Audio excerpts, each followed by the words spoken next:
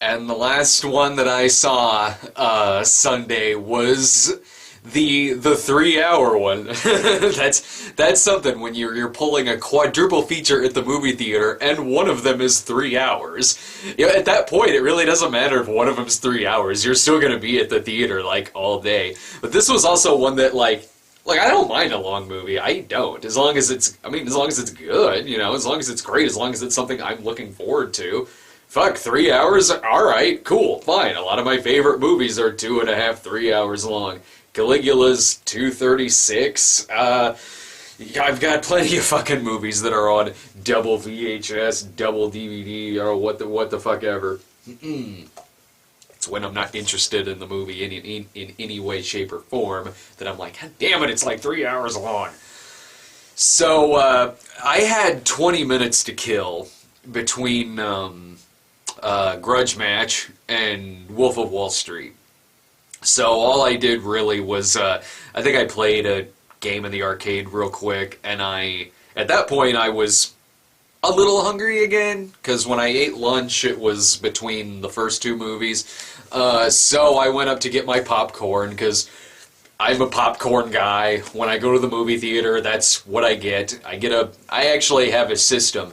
If the movie's under 2 hours, I get a medium popcorn. If it's over 2 hours, I get a large. In this case, I got a large. Usually I don't even eat the whole thing. It's just nice to have when the movie's really long. Whenever I get done eating, like, the popcorn at the movie theater, I'm always like, oh, Jesus Christ, well, I think I've gotten my fucking fill of popcorn for a while. Maybe next week I'll get something else, like peanut M&Ms or some gummies or something like that. But no, the week goes by, and next time I'm at a movie, I'm in the mood for popcorn again. It's what I get. I like having something to continually snack on through the movie. I don't like getting something that I'm going to be done with by the time the movie even starts, or by the time the trailers finish, by the time the trailers even start. Like, if I get a hot dog, ooh, I'm fucking done with it by the time the freaking lights go out. So, yeah, I like having a big thing of popcorn so I can continually have something while I'm watching the movie. That's just how I am. So I got my big ass bag, and like I said, sometimes I won't even start eating it sometimes until the movie starts. That's actually the case a lot of times. I'll just like leave it sitting there, and then when the movie starts, then I grab it and oomph for the next however fucking long it takes. So, Wolf of Wall Street. Hugely looking forward to this goddamn movie. Like about every other person in the world was. Like every one of us on the site was. And they were kind of pissed off that it came out around Christmas because they weren't there. Like, Dave was hugely looking forward to it, but he was out of town. Brian had stuff to do, so I'm at Wolf of Wall Street by myself, and it was packed. It was really, really crowded. Honestly, most of the movies I went to yesterday had decent audiences at. But the Wolf of Wall Street was the one that was by far the most crowded. Which, good. That's a good sign that it was by far the most crowded one I saw yesterday, because that would have really broke my heart if, like, the most packed one I went to go see was Grudge Match. It wouldn't have made any sense if the most crowded one I went to go see was 47 Ronin. Like, wow, the 8 people who went to go see this movie over the weekend, here we are.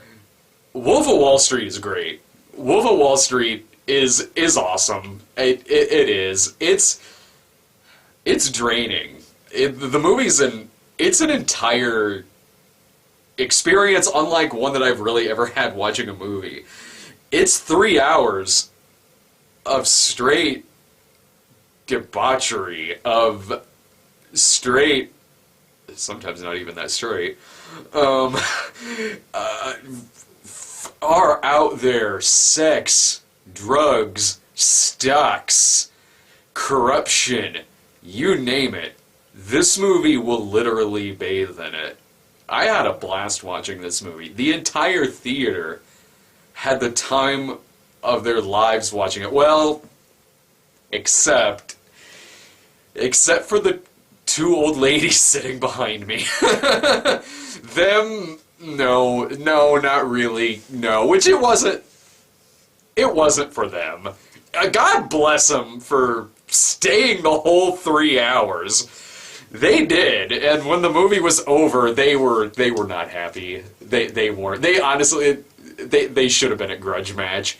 I'm not saying like, oh, they were stupid. They should be at grudge. No. Like, some people, you know, grudge match is more their speed than Wolf of Wall Street. These two ladies, they should have been they probably would have been much happier at the Brian Levant film than the 3-hour Scorsese movie that gives you detailed lessons in Quaaludes. Wolf of Wall Street is a perfect love child of Wall Street and Caligula. That's exactly what it is. They get away with showing stuff in this movie that I freaking put my hands together and bowed to them for how much stuff they got away with showing in this movie. You know, one, they got away with it because it was an independently financed movie, and also because it's a Scorsese movie. Like, if a small director had done this would be an X. This would be an NC-17. But I mean, it's Scorsese, so you could have jerking off in a party. You can have snorting cocaine out of a hooker's asshole. No, not snorting. Sucking cocaine out of a prostitute's asshole in the first 5 minutes. The opening scene, the movie opens with midget tossing. That's the opening scene. It opens with midget tossing, and it never lets go. Well, I mean, except to toss the midget, of course. And then that it technically does. The movie, remember before American Psycho came out, and like the big deal was that it was Leonardo DiCaprio was cast as Patrick Bateman, and then obviously that got changed. But you want to know what it probably would have been like if Leonardo DiCaprio played Patrick Bateman? Here you go. There's 3 hours of Wolf of Wall Street. It would have been relatively similar. It's, like I said, you throw in the sex and depravity of Caligula, the stocks of Wall Street, and the lovingly yuppie broker douche syndrome of American Psycho, minus the... he's Patrick Bateman. If he didn't kill any... Or, well, yeah, you know what I mean. You know what I mean. If it didn't show him killing anybody. It's a movie about... It's a biopic on Jordan Belfort, a monster. A fucking depraved, drug addict, sex-starved, late 80s, early 90s, corrupt as shit stockbroker, and the joygasms he had with money, hookers, lewds, cocaine, hookers, wealth, yachts, choppers, Swiss bank accounts, you name it. The movie is like... It's like a less than zero of its time. Like, it's an odyssey through these rich scumbags having the time of their fucking lives. Banging hookers in the office, snorting cocaine off of chicks in limousines, fucking on airplanes, driving Ferraris looted out of their ass. It's... The movie... I thought it was great. I thought it was. By the end of it, I was exhausted. Not because I'd seen 4 movies, one of them being 3 hours. Oh no, like, it's just a smorgasbord. It's just a smorgasbord of cocaine and titties. That's what it is, and it does it well. It does it so fucking well. It's literally a candle in the ass. That's what it is. It's driving full speed down an empty highway with some girl you've never known giving you the fucking blowjob of your life and not referring to it as fucking butterscotch jelly beans. On a blowjob, sucking, hard, Ferrari, really fast down the street. But you gotta crash soon because you got a meeting with the Swiss bankers tomorrow. So you do all the drugs, you go out dancing, and then you crash on the plane after they physically restrained you and tied you into your seat. I was talking in the Walter Mitty video about how I've tried everything in order to get myself to go to sleep or do something on an airplane. This movie teaches me. I gotta get some lewds and and party my ass off and then crash on a plane after I've made an ass of myself. After watching Secret Life of Walter Mitty, I'm like, you know, really, I should go, like, see the world and do all this stuff that I've never really done because of my own fucking pussiness. You know, maybe I should kind of, like, turn some things around. Maybe I should not drink quite as much. And then I go see Wolf of Wall Street, and I'm like, hey, this movie's right. Drinking is fun. I should call the boys and see what they're doing when this movie gets out. Boys, let's go do a bunch of Shatner shots. Like, I've got some fun stories, but I don't really have snorting cocaine out of a prostitute's nostril while going 200 miles per hour down the streets of New York stories. I don't have that. I've never been on a yacht through a typhoon and then it crashed my helicopter, which was parked on top of said yacht. I've never thrown lobster at FBI agents. I've never hired Bo Dietl as a private investigator, although I have eaten at Arby's. So I had a blast with this movie. It's hard to really talk about a lot of things that's not just specifically mentioning scenes from it, because the movie, it's not that it doesn't have an arc. I mean, it does, but not a huge one. I mean, it's not the giant arc of, say, like, The Godfather, where he's slowly but surely getting seduced into crime and corruption. It's not even the rags to riches drug story of Scarface. At the beginning of the movie, Jordan Belfort, he gets a job on Wall Street, and for the first, like, 5 minutes, he's kind of straight-laced in that it's not showing him doing cocaine or banging hookers, but he's instantly all for this world. Like, he gets hired on to be a stockbroker, and one of the guys there who gives him advice, which is cocaine, hookers, and masturbation, is Matthew McConaughey in the scene you see from the trailer. And after that, Belfort seems really sold on this lifestyle. Like, right after that, he's like banging chicks on top of his desk while making $1 million deals. He's quickly seduced into this very, very lucrative lifestyle. So there, and then once he hits that, it keeps going with the partying, with the excess. Oh my God! Between this and Pain and Gain, these are movies that really show the abnormality of American excess with a whiskey shot of, with a fucking shot of outlandish really dark side of capitalism as your whiskey back. Wow. Like, it really goes for it. It really goes for it in that. It's like, capitalism's great and all, but here's what can happen if you use it wrongly, but you will still have the time of your life. It will be, the years you spend in prison will be totally worth it. God. It really does kind of make a good double feature with Pain and Gain because of that. It really, really does.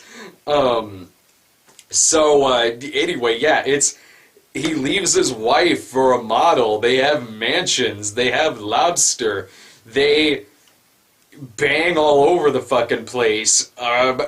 She seduces him by not wearing panties and then not having sex with him, but he tricks her because the hidden bear camera has exposed her crotch to the security guards. Like, but the movie's funny.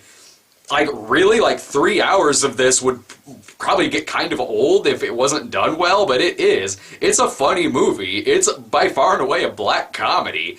Me and the rest of the audience, with the exception of the two old ladies sitting behind me, laughed our asses off. We did. The lines are great. When it's DiCaprio, Jonah Hill, who's also great in the movie, and the rest of their guys in, like, a boardroom meeting talking about their plan of doing inter-office midget tossing, and they're talking about it as if they're talking about what to have for lunch that day. Like, it's perfectly normal that they're having this meeting about this. From what I understand, a lot of the dialogue in it was very heavily improvised. You can kind of tell because it's very natural. When they're talking about this, not just this conversation, but even like, say like a conversation that DiCaprio has like with the FBI and scenes like that, feel very improvised in how realistic they sound, how realistic it flows. Like, it feels like these guys are really having this real-life conversation and not just a really good movie conversation.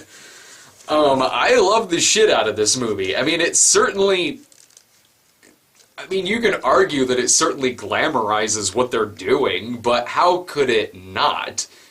It's a movie about these guys manipulating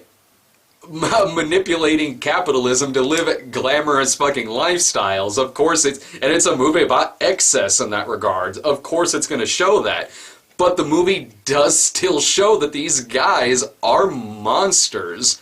That these are bad dudes. But it's a funny enough movie, and it's well written that if you have a well written enough movie, you can make a movie about anybody, about any monster, about any real scum of the earth.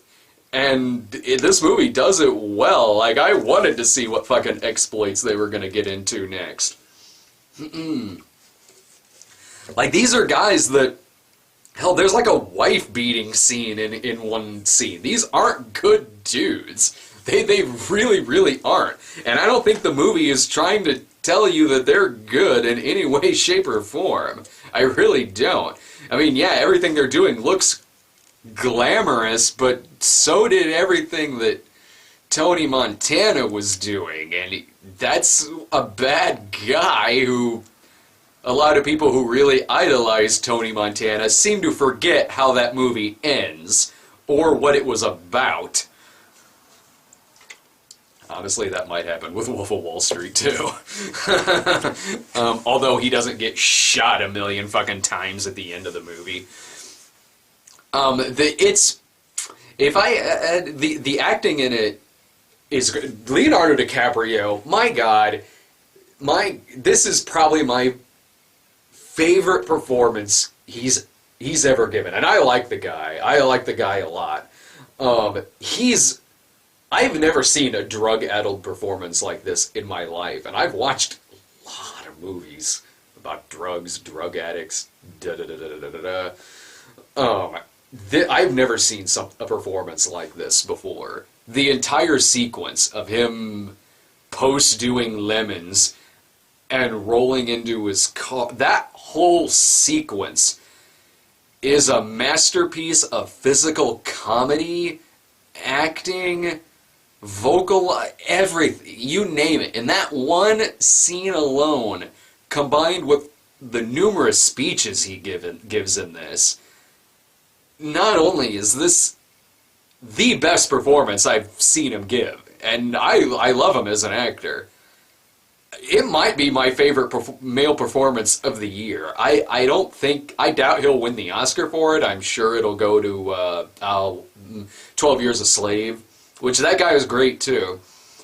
But me personally, I'd go with DiCaprio's performance here. It's like, this is a bad guy, but he makes you want to see a movie about him. He makes you want to carry on watching this film. I mean, he charms the shit out of this character. He shows how this guy could manipulate people who aren't wealthy into giving up their life savings over penny stocks. Like, it shows how people can be easily seduced by this guy. Not just people he's stealing money from, but also the people he works with, his co-workers, his proteges, everyone, people who worship this guy. This is not a good guy, but you could see how easily anyone could be seduced by this dude. And I don't know what... I know he's the guy it's based on is a motivational speaker now, I believe. And how he is as a person now, I have no idea if it's any different than the years this movie takes place. I mean, a few years of prison time and 20 years... And a few years of prison time and 20 years can change a person. Like, you know, I mean... I would doubt he's quite the same piece of shit he seems to have been in the 80s and early 90s, but I mean, who knows? I've seen interviews with the guy. He still seems charming as shit, of fucking course. Why the hell wouldn't he be just charming as fuck? He's in the movie. At the very end of it, he pops up to introduce himself, DiCaprio as Jordan Belfort. He refers to himself as the biggest badass. Like, and he works as a motivational speaker, and I believe it. I believe that this guy could fucking do that. The movie it's 3 hours, and it went by perfectly fine for me. You know, if you're having a great time at a movie, 3 hours isn't going to seem like 3 hours. I mean, are there any scenes in this movie that could have been trimmed? Yeah, probably. I mean, when you have so many scenes in the movie that deal in drug use, sex, non sequitur conversations, scenes of run-on sentences, yeah, I mean, maybe there's probably something you could trim here and there, I'm sure. But if anything, honestly, I wished it was a little longer. There's some loose ends in the movie that I kind of wish the movie had sort of dealt with. Matthew McConaughey is only in the movie twice. He's in it for the scenes you see in the trailer. That's it. That lunch scene, which is a brilliant, brilliant scene of acting and improvisation. It was fascinating watching these two guys go at it in this scene. He's in that scene, and then he's in the stock market scene leading up to that. That's it. And then he's out of the movie. Like, that particular business closes its doors, and DiCaprio has to go work for another company. And then you don't see or hear from McConaughey again. I kind of wish that you would have found out what happened to him, or if he would have maybe popped up later. Hell, I mean, I'm sure plenty of scenes were cut to make this movie even 3 hours long. I would not be surprised if there's McConaughey footage on the cutting room floor. But you know, I love the hell out of McConaughey. So, like, even movies where McConaughey is in the entire thing, I'm like, you know what? Disappointment. Still could have used more McConaughey. There's even some... I would have liked... The movie simultaneously gives really good closure to some characters, and others it doesn't. It gives closure to characters who are incredibly minor, and it gives them closure, like, out of nowhere, for comedic purposes, and it is funny. Like, at one point it'll show a guy, and then it'll go, oh man, and then that poor son of a bitch, like, shot himself 3 years later. Or like, yeah, that guy died of a heart attack 3 years later at the age of 34. Real shame, really. Like, out of nowhere, it'll, like, give this really dark closure to some characters, but then others, it doesn't. Like, I was still really unsure what happened to, like, the Jonah Hill character at the end of it, who's a very prominent character in this movie, and he's great. He is fantastic in this movie. At the end, when DiCaprio has to wear a wire and he's talking in the meeting in a boardroom with Jonah Hill, and he passes him a note that says, "I'm wearing a wire. Do not incriminate yourself." And then they kind of talk, chit chat a little bit, and then the scene ends. And then the next day, the FBI agent shows up and holds up the note in like an evidence bag and says, "Jordan, you're going to jail." I would have liked to have known how he got that note. How did he get that? Was Jonah Hill were also working with them? Did Jonah Hill give them the note? How did they find that? And then it does say that many of the people who Jordan worked with did get arrested and did get jail time. I would have liked to have known who and how much and what happened. You can easily go online and find this stuff out. The guy that Jonah Hill played served a few years in jail. You can easily find stuff like that online, but there's stuff like that I kind of wish in the movie's 3-hour running time it sort of would have addressed, but that's minor. I really had fun with this. When the movie ended, it seemed to go over incredibly well with most of the audience. When it ended, people were quoting it while walking out. People were reciting the speeches from it. I've seen a lot of wild shit.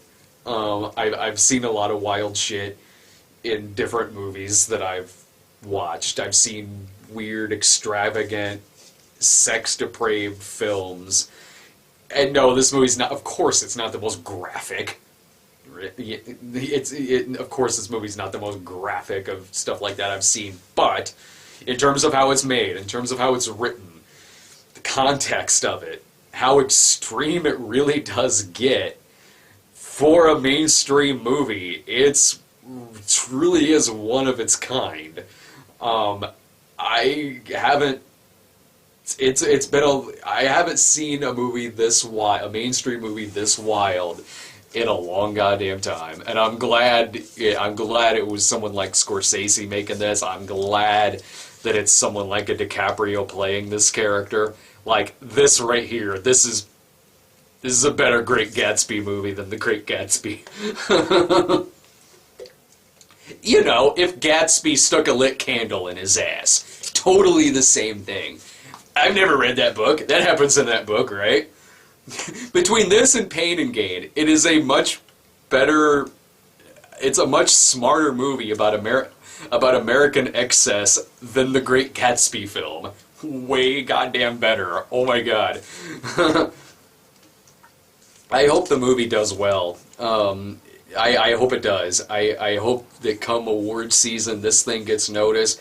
I cross my fingers that DiCaprio gets some fucking awards for this, because it's poetic how good his performance is in this movie. His performance in this movie is a goddamn art form. It's fucking beautiful performance art in its purest goddamn form. I can't recommend this movie enough. I wish to God that the other boys could have been there with me. I wish I could have reviewed this movie sooner. But let's be fair. You're sitting there watching this video, you knew I was gonna like this movie. This wasn't one of those like, hey, this is really up for grabs. He could like it, or he could hate it. No, it was pretty obvious I was probably gonna like this movie. I loved it. I really, really, really did love this movie. And it also had a huge benefit of being the first movie I watched after Grudge Match. This movie could be a piece of shit, and coming after Grudge Match, I still would have been like, well, the movie that I watched earlier was Grudge Match, so this movie's one of the best movies of the year. Because it was better than Grudge Match. God damn it, Grudge Match sucked. Alright, I am going to take another break, and I'm going to talk about the trailers. On my last set of trailers, guess which trailers started all of them. I'll give you a hint. It rhymes with Lone Survivor. course, I got that. Got a lot of trailers for sports movies. Did the trailers for this get mixed up with the trailers from fucking Grudge Match? I got the trailer for this new Kevin Costner movie about, like, the football draft. It looks like, I don't know, it looks like I mean, it's not about fantasy football, but let's just say it looks like if Moneyball is the NFL, Draft Day looks like the fantasy football version, if that makes any sense to you. I hope so. I'm not a sports guy, but, like, anyway, I mean, it doesn't look horrible. It looks like something my dad would really like. I don't mean to say that as in, like I hate movies that my dad likes, but it looks like a dad movie. It does. Honestly, I like a lot of Kevin Costner sports movies. I really do. This one, though, the trailer makes it look kind of forgettable. It does have Dennis Leary in it, though. It's got Dennis Leary in it. Being Dennis Leary, it seems. I can get behind that. I can totally get behind that. If it has a lot of that in it, if it has a lot of Dennis Leary in it, being asshole Dennis Leary, I can dig that at least. $1 Million Arm. I got that too, because, sports movie, and for some reason that's in front of Wolf of Wall Street. Disney's $1 Million Arm. And then stuff that I got throughout the day, the Jack Ryan trailer again, but the Paranormal Activity, the marked ones, because sure, that the Wolf of Wall Street audience is going to be so all about a Paranormal Activity film. And then the teaser for Dawn of the Planet of the Apes, which is just as awkward of a title as Rise of the Planet of the Apes. Call it Dawn of the Apes. Fucking Rise was originally called Rise of the Apes. Like, as if it's just a long, awkward fucking title to say. Call it Dawn of the goddamn Apes. Jesus fucking Christ. I didn't really care that much for Rise of the Planet of the Apes. This one, honestly, it's not that bad of a teaser. Really, I mean, it's short. It's a short fucking teaser. Shows Gary Oldman standing there, and then it shows Caesar. The shot it showed of Caesar, it looked like the effects work was better than in Rise. Let's just hope they can make this movie without feeling the need to CGI a car making a right turn, because that's apparently impossible. So it was an okay teaser. I mean, for somebody who didn't really care that much for the first one, for Rise, it's still kind of intrigued me. I'd like to see where it goes. I'd like to see another Apes movie that I like. So, I'm not sure if that movie's really necessary, but I hope it's good, because I'll most likely have to sit through it. Unless there's a Medea movie opposite it, or that awful, awful looking Adam Sandler movie, as opposed to the good looking Adam Sandler movies. That was a trailer I got too, in front of one of them with fucking blended. It was probably in front of Grudge Match. That was my day. That was my day on Sunday, seeing 4 movies. And would I do that again? Yeah, absolutely. I mean, what else was I going to do? Sit here at home playing a game or whatever? Like, so yeah, it gave me something to do all day. It got me out of the house. I work from home, so any excuse I get to get out of the house, I'll take it. Like, so yeah, I got to see 4 movies. 2 were great, 2 sucked. So what are you gonna do? Better to have 2 sucky movies, 2 good movies, than 4 shitty movies. But man, were the shitty movies really shitty. It's rare. It is rare, though, to probably see 4 movies in a single day, where 2 of them will probably be on your worst films of the year list, and 2 will probably be on the best of the year list. So there was a little bit of both worlds in there. Yeah, if it's like a busy holiday week, I could see myself just marathoning the movies again. If it's hard to get the group together for the midnight screenings. Yeah, why not? It's like I said in the Walter Mitty video. It's nice to be able to, when you see a movie in the theater, it's nice to be able to process it for a while. And binge watching a bunch of movies like that, a bunch of new movies, in the theater, you don't really get a chance to really think that hard about the single movie as you would if you just saw one, or hell, even two, really. So that's kind of a downside of it, certainly. But the plus side, tickets are way cheaper in the morning, so that's the plus side, I guess. Well, I don't know what day you're going to be watching this. I think I get back the 7th, because I'm taking a train. I'm taking a train there. I leave the 30, or I guess I should say left, because by the time you're watching this, the 30, I have like, it's like a 20-some hour train ride. I got 4 hours up to Chicago. I got like a 4-hour layover in Chicago. Ugh. And then like 17 hours on the train to DC. So figure those numbers again going back. About a day and a half I'll be on the train, or like a full day. And so I think I get back on the 7th, and as soon as I get back, I'll work on getting a snob. I'll be able to write my snob episode on the train, and then once I get back, I'll take a day to rest, and I'll get the snob episodes posted. Any video I shoot at the convention, if I even shoot any video there, I'm kind of just going just to hang out and go on vacation. But anyway, yeah, you'll be seeing a snob episode very, very soon. So, thanks for spending this 4 days with me, rambling about all of these movies.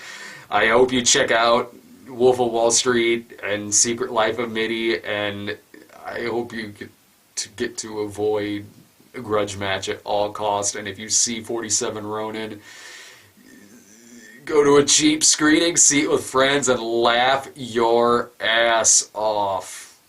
And then see Wolf of Wall Street to properly laugh your ass off. Alright. See ya.